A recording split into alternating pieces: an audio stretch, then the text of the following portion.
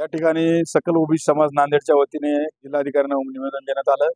नांदेड जिल्ह्यातला सगळा ओबीसी समाज हा त्या ठिकाणी एकरूपाने आमचे युवा नेते ओबीसीचे लक्ष्मणराव हाके यांच्या पाठीशी खंबीरपणे उभा आहे।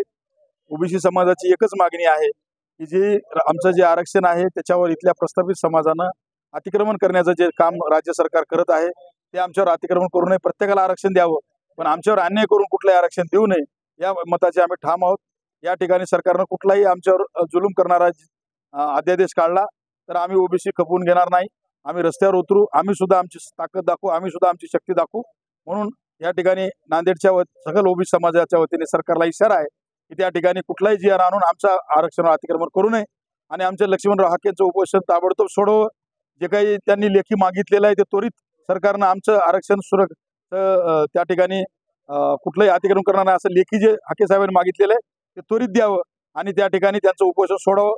त्यांच्या जीवाला काही धोकापत झाला तर महाराष्ट्रातला ओबीसी स्वस्थ बसणार नाही। ओबीसीचे नेते लक्ष्मणराव हाके आहेत आज ओबीसी आरक्षण बचावाच्या संदर्भामध्ये आमरण उपोषणास बसलेले आहेत। आमच्या सर्व समाजाच्या वतीने ओबीसी त्यांना जाहीर पाठिंबा आहे। आमच्या महाराष्ट्र सरकारला एकच मागणी आहे की आमच्या ओबीसीवर अतिक्रमण न करता मराठा समाजाला आरक्षण द्या, आमची काही हरकत नाही, पण ओबीसीतून नको। आज सगळे सोयऱ्याचा जो अध्यादेश काढतात तो चुकीचा आहे। आमच्या ओबीसी अन्याय का, आमच्या ओबीसी अन्याय न करता त्यांनाही आरक्षण मिळालं पाहिजे, आम्ही त्यांना जाहीर पाठिंबा देऊ, पण ओबीसीतून आरक्षण नका अशी आमची मागणी आहे। त्यामुळे आमच्या सरकारला विनंती आहे, आज उपोषणात जे आमचे नेते बसलेले आहेत, आज 6वा-7वा दिवस आहे, त्याच्याकडे कुठल्याही राज्य शासनातर्फे कुठल्याही प्रतिनिधी फिरकत नाही। हे भेदभाव का? जरांगे पाटलाच्या उपोषणास तुमचं मंत्रिमंडळ त्या ठिकाणी उपस्थित आहे, पण येथे ओबीसीचा नेता बसले तरी एक मंत्री फिरत नाही, असा अन्याय भेदभाव का? मायबाप सरकारला विनंती आहे, तुम्हाला समभावाची भूमिका करावी। तुम्ही एकट्या महाराष्ट्राचे मुख्यमंत्री आहात, एकट्या जातीपुरते मुख्यमंत्री नाहीत।